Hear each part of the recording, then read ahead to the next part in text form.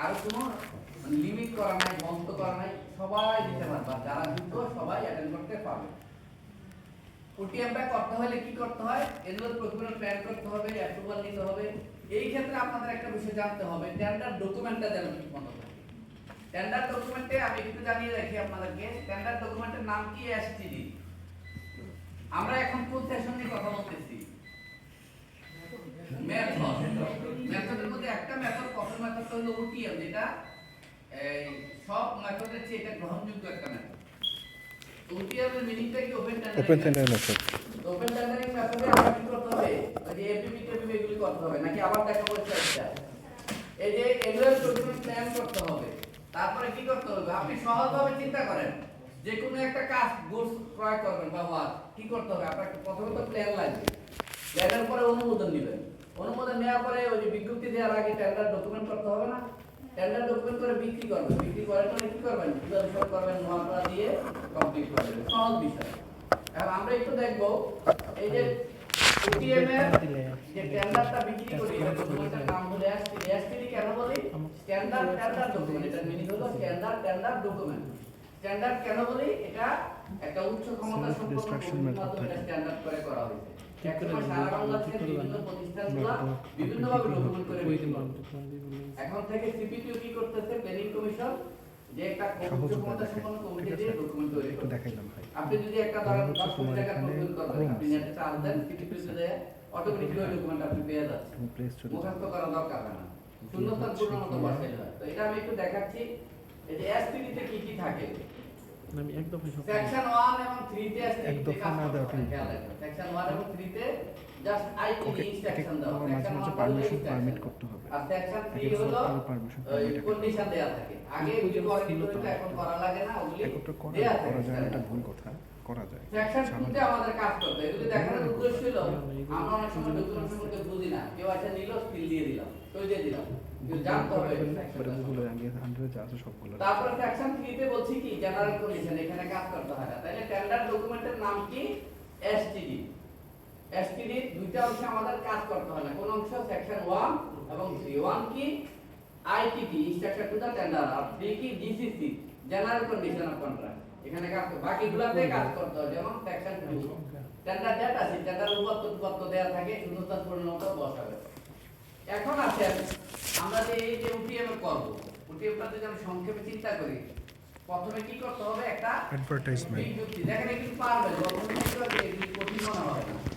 তারপরে কি করতে হয়? Tender opening. আমি এটা দেখলাম না, টেন্ডার প্রথমে কি করতে হবে? ওটিএমে বিজ্ঞপ্তি দিলেন, আমি তো এফিপি অনুমোদন নিলাম, প্রসেস করলাম, তারপরে বিজ্ঞপ্তি গেলেন। কিন্তু কথা ছিল যে বিজ্ঞপ্তিতে যাওয়ার আগে আপনি টেন্ডার ডকুমেন্ট করবেন। আমি এজন্যই টেন্ডার ডকুমেন্টটা সম্পর্কে আপনাদেরকে ধারণা দিই। করার পরে বিজ্ঞপ্তি হলো নাকি?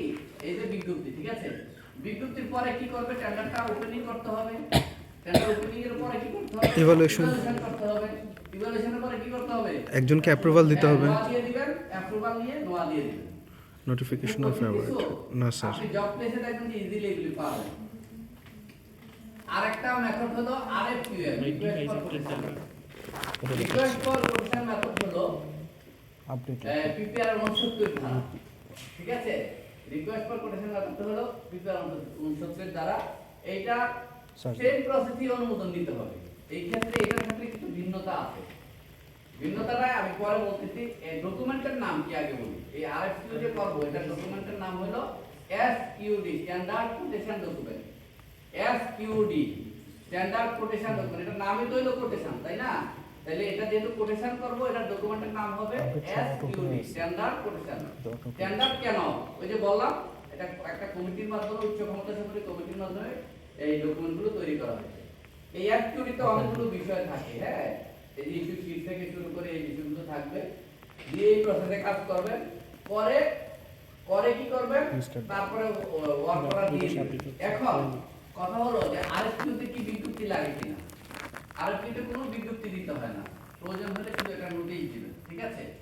আর আরএফকিউতে হলো কমপক্ষে 5টা এসকিউডি বিতরণ করতে হবে, মনে থাকবে? 5টা বিতরণ করতে হবে, আর 3টা রেসপন্সিভ হইতে হবে। রেসপন্সিভ মানে কি? আপনি যা চাইছিলেন যে আমি ট্রান্সলেশন ব্যাড টেক্সট বা এক্সপেরিয়েন্স, কখনো কখনো এক্সপেরিয়েন্স চাইছেন, এর মধ্যে যে কোনো একটা না থাকলে এটা বাতিল। তাহলে ওটিএমে কিন্তু ভিন্ন, হ্যাঁ। তাহলে আরএফকিউতে কি হলো, আরএফকিউ ডকুমেন্ট এক্সক্লুসিভ কয়টা বিতরণ করতে হবে, 5টা বিতরণ করতে হবে ন্যূনতম, আর 3টা রেসপন্সিবল হতে হবে, না হলে এটা হবে না।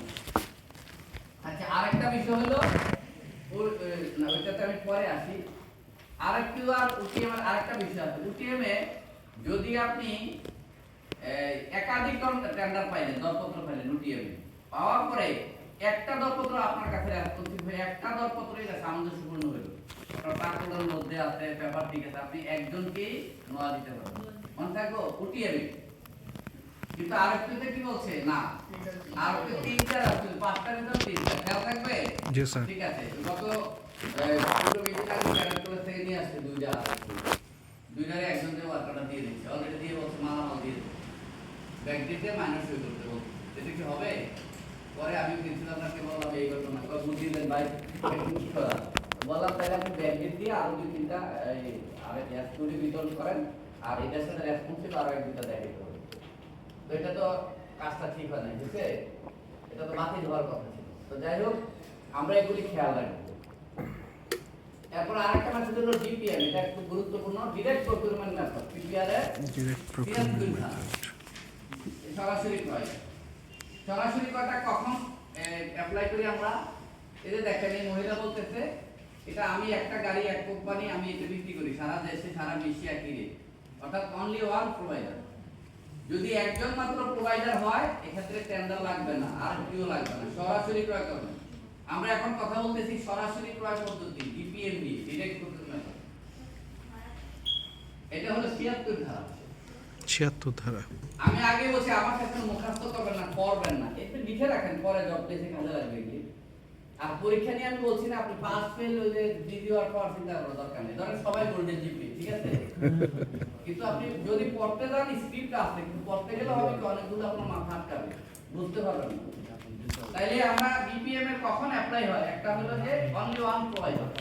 তারপরে আপনি কিছু যন্ত্রাংশ, আপনি একটা মেশিন কিনছিলেন, এটা কিছু খুচরা যন্ত্রাংশ লাগবে, এই ওই মেশিনের ওই যন্ত্রাংশ যার থেকে মেশিন কিনছিলেন তার থেকে সরাসরি ক্রয় করতে পারবেন, এটার জন্য আলাদা আর টেন্ডার লাগবে না। তারপরে পেরিশেবল গুডস, একজন মাছ লাগে টেন্ডার দিয়ে যদি বলেন বিজ্ঞপ্তিতে যে আমার একটা রুই মাছ লাগবে, চোখ নীল, লেজ সবুজ, মাথাটা 10 ইঞ্চি ডায়া, পেটটা 35 ইঞ্চি ডায়া লাগবে, দিতে পারবো মাছলা? আচ্ছা, আপেল যদি বলেন যে 7টা 1 কেজি দিতে পারবে? বাস আপেলের সাইজ এরকম, এরকম গোটাটা এরকম হইতে হবে, গ্রিন আপেলের এরকম হইতে হবে, পারবে? তো এই জন্য বলছে যে পেরিশেবল গুডস, মাছ, পচনশীল দ্রব্য, ফ্রুট, এগুলোর ক্ষেত্রে সরাসরি ক্রয় করবেন। আমরা না জানার কারণে দেখুন মানে বুঝতেছি না, না জানার কারণে পেছে পড়তেছি। আমাদেরকে কিন্তু সরকার আইন করে দিয়ে রাখছে সহজ, এমন কিছু ক্ষেত্র আছে এই ক্ষেত্রে আমরা সরাসরি ক্রয় করতে পারি, তাই না? তারপরে হলো অনেক সময় গ্যারান্টি দেয় না, সুবিধাজনক যদি কোনো গ্যারান্টি থাকে, ওই জাতীয় গ্যারান্টি করা কোনো কিছু কিনলে আপনাকে টেন্ডারে যেতে হবে না, যে আপনি গ্যারান্টি পাবেন। তারপর সরকারি প্রতিষ্ঠান যেমন জিএম কোম্পানি পতেঙ্গাতে যেটা, বা অথবা ইস্পাত প্রকৌশল